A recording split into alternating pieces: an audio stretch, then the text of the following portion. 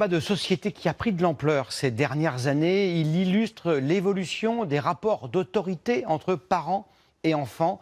Une proposition de loi interdisant la fessée sera examinée demain à l'Assemblée nationale. Que prévoit précisément le texte et qu'en pensent les parents et les psychologues? Regardez cette passionnante enquête signée Mathieu Perrault et Philippe Véron. Voici le genre de scène que les parents connaissent bien. Il y a 30 ans, dans les foyers français, tout cela aurait peut-être fini comme ça, par une fessée. Une solution qui paraît aujourd'hui totalement décalée à cette mère, même si ce n'est pas toujours simple de rester calme. Hector, tu te savonnes, s'il te plaît? Ok. Souvent, Blanche, souvent, ouais, et d'ailleurs les nerfs qui lâchent parce qu'on est fatigué, parce qu'on a passé la journée à gérer plein de choses et que c'est une autre énergie, c'est une autre attention qui est demandée. Une épreuve quotidienne donc, à laquelle Anne-Cécile tente de répondre sans violence. La tape sur les mains quand ils sont très petits, je crois une petite tape qui montre...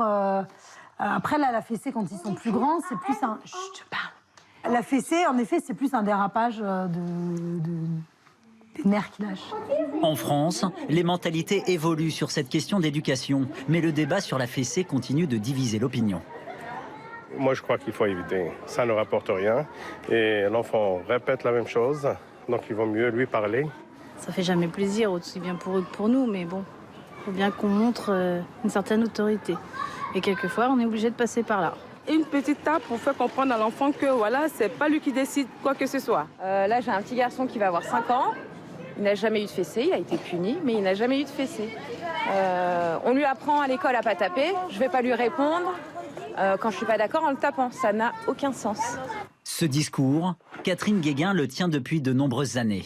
Et les découvertes des neurosciences n'ont fait que conforter son opinion. Les violences éducatives génèrent un stress et une substance, le cortisol, destructeur des neurones de nos enfants. Il faut arrêter parce qu'on sait que ça abîme le cerveau. Ça abîme une partie du cerveau ici. Cette partie-là est absolument essentielle. Elle nous permet d'avoir de l'empathie. Sans empathie, on ne peut pas aimer. Donc vous voyez comme c'est important. Elle nous permet d'avoir un sens éthique et moral. C'est essentiel. Elle nous permet de faire face à nos émotions, c'est aussi essentiel, et de savoir faire des choix. Au XXe siècle, on ne savait pas ça. Donc on pouvait continuer tranquille, à donner des claques, des gifles à l'enfant et à dire à l'enfant « t'es nul ». Maintenant, nous savons ça. Nous ne pouvons pas faire comme si nous ne savions pas. Arrête, Jules. Non, mais je sais pas. Une prise de conscience, encouragée aussi par des campagnes de prévention, comme celle-ci. J'entends ce que je te dis. 54 pays dans le monde ont déjà interdit les châtiments corporels sur les enfants. L'Allemagne a adopté une loi il y a 18 ans. Ici, à Berlin, la gifle et la fessée sont des souvenirs lointains.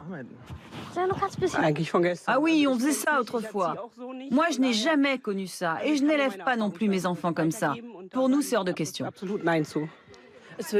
Aujourd'hui, c'est surtout le dialogue avec les enfants qui compte. Et comme dans les écoles, il y a aussi des assistantes sociales, on peut se faire aider. Donc je peux vous dire qu'ici, ça ne se fait plus. La loi a fait changer les mentalités, celles des parents, mais aussi celles des enfants, selon cette spécialiste. Les enfants apprennent à dire stop. Aujourd'hui, en Allemagne, ils savent que c'est interdit de les frapper. On doit trouver le courage de dialoguer entre parents et enfants. Demain, c'est la même loi qu'en Allemagne qui pourrait être adoptée en France.